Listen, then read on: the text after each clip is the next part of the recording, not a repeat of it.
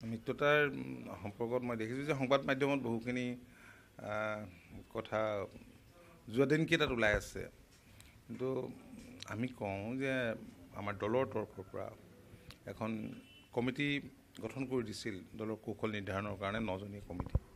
গতিকে 9জনীয়া কমিটিয়ে যোৱা দিনবিলাকত কেনেকৈ নিৰ্বাচনটোত অৱতীৰ্ণ হ'ব সেই সম্পৰ্কে বিভিন্ন পৰ্যালোচনা কৰিছে আৰু সেইমতে কামো কৰিছে।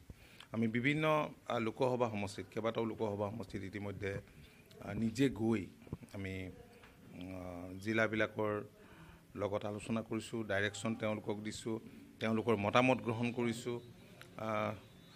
ইতিমধ্যে বৰপেটা, যোৰহাট, কলিয়াবৰ, ডিব্ৰুগড় কেইবাখনো জিলাৰ সভা ইতিমধ্যে সম্পন্ন হৈ গৈছে আৰু নিৰ্বাচনত কেনেধৰণে কোন কমিটিয়ে কি কাম কৰিব সেইখিনি ইস্তাহাৰ কমিটিকে ধৰি বিভিন্ন কমিটিসমূহৰ সভা সমিতি হৈ আছে।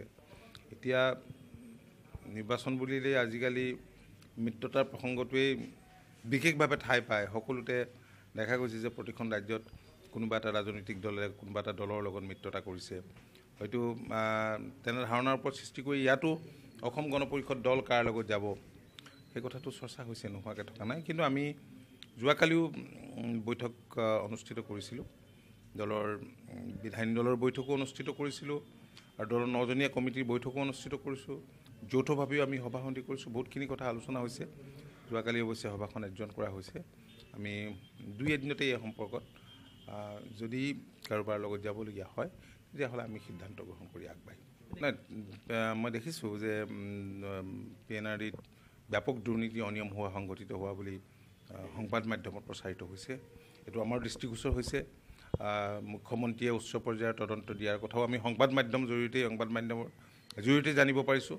মই ভাবোঁ যে ভালদৰে নিশ্চয় সেই কমিটিয়ে তদন্ত কৰিলে কোন দোষী কোন দোষী সেই কথাখিনি স্পষ্ট হৈ পৰিব। যদি যেতিয়া এনকুৱাৰী হ'ব, এনকুৱাৰীটো এই কথাবিলাক স্পষ্ট হৈ পৰিব নহয়। সঠিকভাৱে এনকুৱাৰী হওক, আমি সঠিক এনকুৱাৰী যাতে হয় সেইটো আমি বাট চাই থাকিম এনকুৱাৰীলৈ। সেই বিষয়ে আমাৰ হাতত কোনো তথ্য নাই।